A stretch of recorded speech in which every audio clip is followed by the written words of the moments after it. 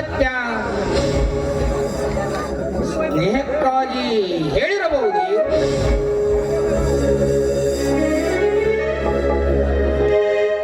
ಸ್ನೇಹಕ್ಕೂ ಸಂಬಂಧಕ್ಕೂ ಬಹಳ ವ್ಯತ್ಯಾಸವಿದೆ. ಸ್ನೇಹವು ವರ್ಗಭೇದವಿಲ್ಲದೆ ನಡೆದರೆ ಸಂಬಂಧ ಸರಿಸಮಾನರಲ್ಲಿ ನಡೆಯುವಂತಹದ್ದು. ರಾಜವಂಶದಲ್ಲಿ ಜನಿಸಿದ ವಿಜಯನು ಶ್ರೀಧರೆ ಎಂದಿಗೂ ಮಹಾರಾಜನಂತೆ ಮೆರೆತಿರುವ ನನ್ನ ನಾಗರಾಜ್ ದರ್ಪದ ದೊರೆ. ಈ ಶ್ರೀ ದರ್ಪದ ಸುಳಿಗೆ ಸಿಕ್ಕುವ ಮೊದಲೇ ಸಹೋದರಿಗೆ ಬೇರೊಂದರನ್ನು ನುಡುಕುವುದು ಉತ್ತಮ. ಈ ಚಿಂತೆ ಎಂದೆಡೆ ಬಿಡಿಸುವಾಗಲೇ ನಡು ನೀರಿನಲ್ಲಿ ಕೈ ಬಿಟ್ಟ ರಗಣ್ಣನ ಚಿಂತೆ ಎಂದೆಡೆ ಬಾಧಿಸುತ್ತದೆ.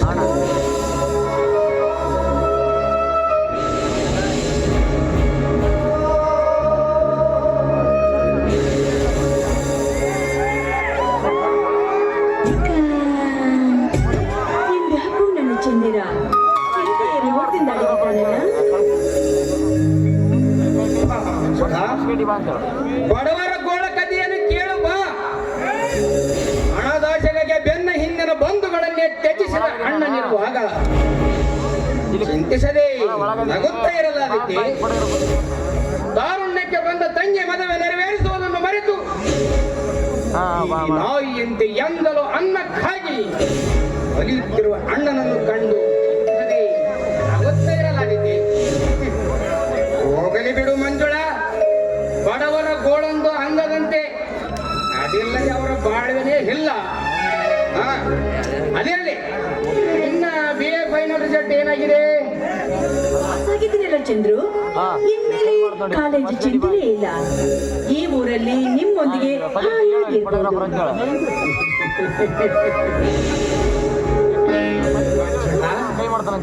ನೀನು ನನ್ನ ಜೊತೆ ಹಾಯಾಗಿರ್ಬೇಕಾದ್ರೆ ನಮ್ಮಿಬ್ಬರ ಬಾಳ ಬಾನಲಿ ಮದುವೆಯ ಸೂರ್ಯೋದಯವಾಗಬೇಕು.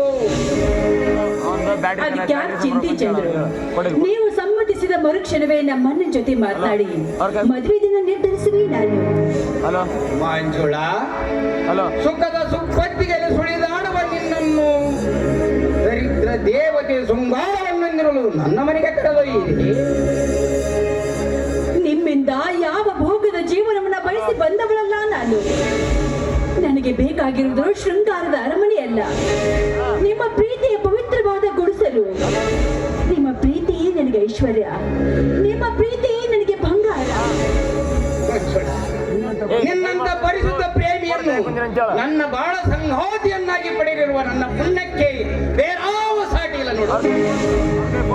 ದಯವಿಟ್ಟು ಸಾಕು ನಿಲ್ಲಿಸಿ ನಿಮ್ಮ ಹೊಗಳಿಕೆಗಳನ್ನ. ನನ್ನ ಎದೆಯಲ್ಲಿ ಮೋಹದ ಮಹಾಪುರವನ್ನೇ ಎಬ್ಬಿಸುತ್ತಿದೆ. ಮನದಿನಿ ಹೇಳೋ ಮನವೇಕೋ ಅನುರಾಗದ ಹಾಡನ್ನು ಹೇಳುತ್ತಿದೆಯಲ್ಲ. ಪ್ರೇಮದ ಹಾರ್ಮೋನಿಯಂ ನುಡಿಸುವ ನಿಪುಣನಲ್ಲ ನನ್ನ ಎದುರಿಗೆ ಇರುವಾಗ ಮನ ಅನುರಾಗದ ಹಾಡೆನ್ನುವುದು ತಪ್ಪ? ಹಾಗಾದರೆ ಈ ನಿನ್ನ ಅನುರಾಗದ ಹಾಡಿನಿಂದ ನನ್ನ ಮನ ತಣಿಸುವೆ.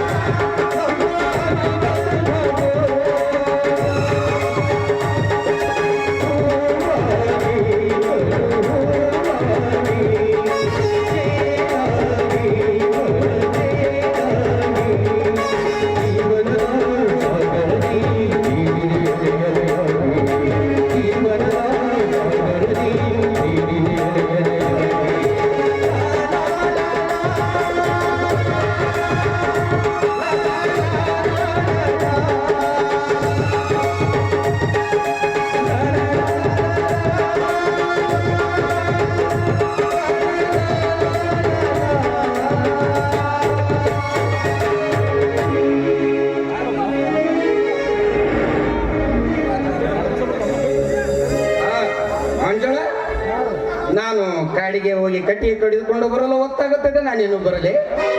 ಇವತ್ತೊಂದು ದಿನ ನೀವು ಹೋಗದೆ ಇದ್ರೆ ಚೆನ್ನಾಗಿರ್ತಿತ್ತು. ನನ್ ಒಬ್ಬರಿಗೆ ಬೇಜಾರಾಗುತ್ತೆ. ದಿನ ಎಲ್ಲ ಈ ನಿನ್ನ ಅರಳಿದ ಮುಖ ಮಲ್ಲಿಗೆಯನ್ನು ನೋಡುತ್ತಾ ಕುಳಿತರೆ ಆಹಾರ ಬಟ್ಟೆಗಳು ನಿನ್ನ ನೋಟದಿಂದ ಹುಟ್ಟುತ್ತದೆಯೇನು?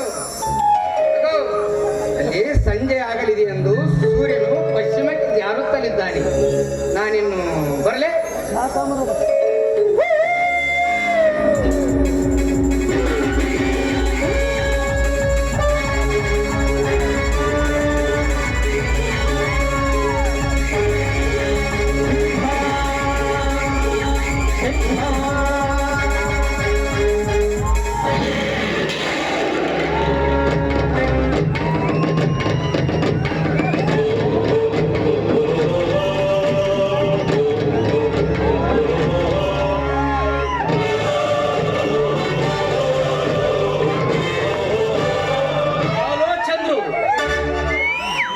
ಮಮತೆಯನ್ನು ಹುಡುಕದೆ ಅರಣ್ಯದಲ್ಲಿ ಆನಂದ ಹುಡುಕಲು ಬಂದಿದ್ದೀಯಾ?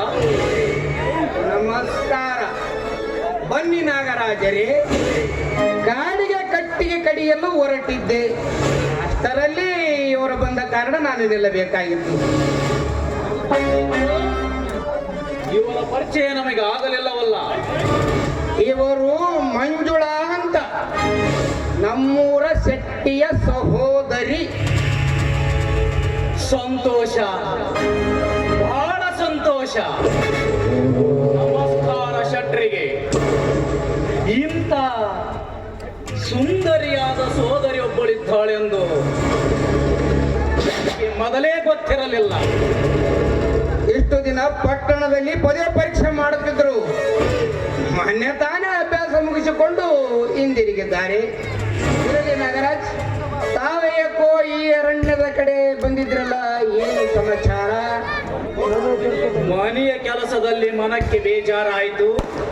ಅದಕ್ಕಾಗಿ ಭೇಟಿಯಾಡಲು ಈ ಅನುಪಮ ಅರಣ್ಯಕ್ಕೆ ಬರಬೇಕಾಯಿತು.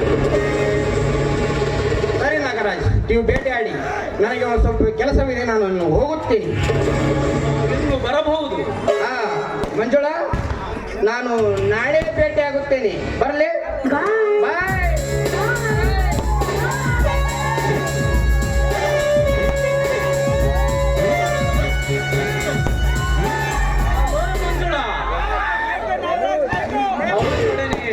ನೀವು ಹೊರಟಿರಲ್ಲ, ನನ್ನೊಡನೆ ಮಾತನಾಡಲು ಮನಸ್ಸಿಲ್ಲವೇ? ಹಾಗೇನಿಲ್ಲ ನಾಗರಾಜ, ನಾನು ಬಂದು ತುಂಬಾ ವೇಳೆ ಆಗಿತ್ತು, ಅದಕ್ಕಾಗಿ ಹೊರಟಿದ್ದೆ. ಹೋಗುವಿರಂತೆ ಮಂಜುಳಾ. ಹೋಗುವುದಕ್ಕಿಂತ ಮುಂಚೆ ನಿಮ್ಮನ್ನು ನೋಡಿ ನನ್ನ ಮನ ಪ್ರಶ್ನೆಯೊಂದನ್ನು ಕೇಳ ಬಯಸುತ್ತದೆ. ಆದರೆ ತಾವು ತಪ್ಪು ತಿಳಿಯದಿದ್ದರೆ ನಿಸ್ಸಂಕೋಚವಾಗಿ ಕೇಳಬಹುದು. ಮುಗ್ಧ ಕೋಗಿಲೆಯ ಮರಿ ಕಾಗಿಯ ಗೂಡನ್ನು ಸೇರಿದರೆ ಕೊನೆಯವರೆಗೂ ಅದರಿಂದ ಅಲ್ಲೇ ಉಳಿಯಲಾಗಿದೆ. ಇಲ್ಲ, ಕಾಗೆಗೆ ನಿಜಾಂಶ ತಿಳಿದು ಕೂಡಲೇ ಅದನ್ನ ತನ್ನ ಗೂಡಿನಿಂದ ಹೊರಗೆ ಹಾಕುತ್ತೆ. ಅಂತೆ ಆ ಚಂದ್ರನೆಂಬ ಕಾಗೆ ಕೋಗಿಲೆಯಂತಿರುವ ಈ ನಿನ್ನ ಶೀಲವನ್ನು ದುಷ್ಟತನದ ಕೊಕ್ಕಿನಿಂದ ಕುಕ್ಕಿ ಕುಕ್ಕಿ ಹೊರಹಾಕುವುದರಲ್ಲಿ ನೀವೇ ಅಲ್ಲಿಂದ ಹೊರಹಾರುವುದು ಅತ್ಯುತ್ತಮಲ್ಲವೇ? ಹಾಗೇನಿಲ್ಲ ನಾಗರಾಜ. ನಾಗರಾಜ, ಇದೇನು ನನ್ನ ಚಂದ್ರು ನಿಮ್ಮ ದೃಷ್ಟಿಯಲ್ಲಿ ಕಾಗೆ ಅಂತವನ? ಅಲ್ಲ, ನನ್ನ ಚಂದ್ರು ಕೋಗಿಲೆ ಅಂತವನು. ಅಂತೆ ಅವನು ಪ್ರೇಮದ ಗೀತೆಯನ್ನು ಕೂಗಿದ್ದು, ನಾನು ಕೂಡ ಕೋಗಿಲಾಗಿ ಅವನ ಹೃದಯದ ಗೂಡನ್ನು ಸೇರಿದ್ದು. ಮಂಜುಳಾ, ಚಂದ್ರು ನೋಡಲಕ್ಕೆ ಕೋಗಿಲೆಯ ತರ ಇರಬಹುದು, ಆದರೆ ಅವನ ಕೆಟ್ಟ ಗುಣಗಳು ಕಾಗಿಯ ಸೊರದಷ್ಟೇ ವಿಕಾರ. ನಾನೇ ನನ್ನ ಕಣ್ಣಾರೆ ಅವನ ಕೆಟ್ಟ ಕೃತ್ಯಗಳನ್ನು ಎಷ್ಟೋ ಬಾರಿ ಕಂಡಿದ್ದೇನೆ. ಇಲ್ಲ ಇಲ್ಲ, ನನ್ನ ಚಂದ್ರು ಬಿಳಿ ಹಾಲಿನಷ್ಟೇ ಪರಿಶುದ್ಧ. ಮಂಜುಳಾ, ಬೆಳ್ಳಗಿರುವುದೆಲ್ಲ ಹಾಲೆಂದು ನಂಬಿದರೆ ಬೆಳಗಾಗುವಷ್ಟರಲ್ಲಿ ಈ ನಿನ್ನ ಸೌಂದರ್ಯದ ಶೀಲ ಸ್ವರೆಯಾಗಿತು.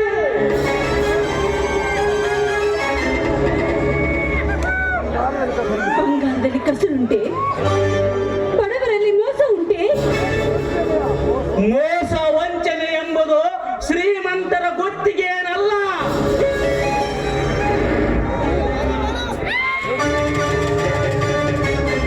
ನೋಡು ಮಂಜುಳ, ನಾನೇನು ಇದ್ದುದನ್ನೇ ಹೇಳಿ ಸಕಾಲದಲ್ಲಿ ಎಚ್ಚರಿಸಿರುವೆ.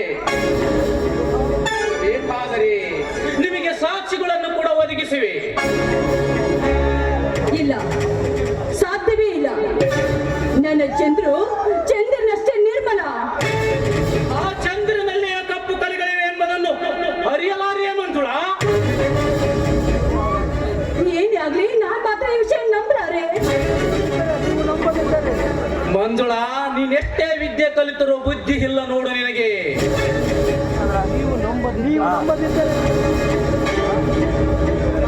ನೀವು ನಂಬದಿದ್ದರೆ ನನಗಾವ ನಷ್ಟವೂ ಇಲ್ಲ.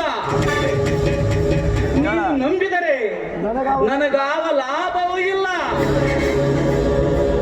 ಏನು ಮುಗ್ಧ ವಿದ್ಯಾವಂತಿಯೊಬ್ಬಳು ಮೋಸ ಹೋಗಬಾರದೆಂದು ಇದ್ದ ವಿಷಯವನ್ನು ಸಕಾಲದಲ್ಲಿ ತಿಳಿಸಿ ಎಚ್ಚರಿಸಿರುವೆ.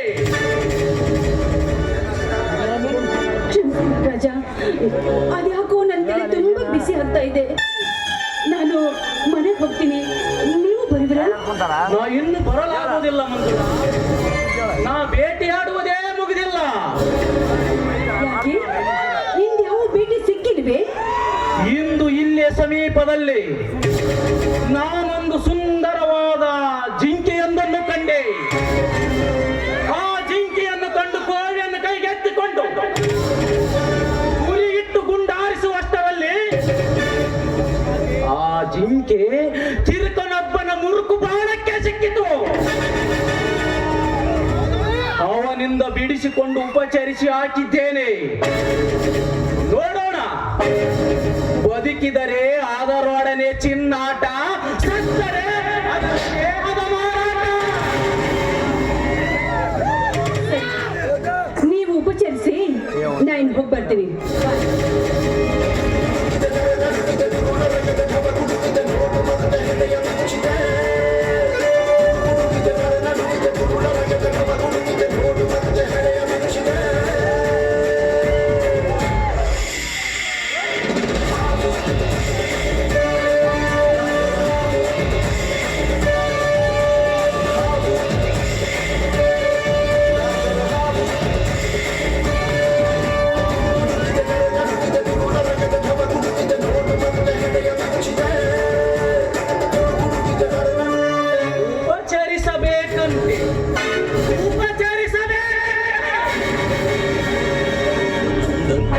ನನ್ನ ನುಡಿಗಳಿಗೆ ಈ ಹೆಣ್ಣು ಜಿಂಕೆ ಯಾವ ಕ್ಷಣದಲ್ಲಿ ಚಂದ್ರನ ಪರಿಶುದ್ಧವಾದ ಪ್ರೇಮವನ್ನು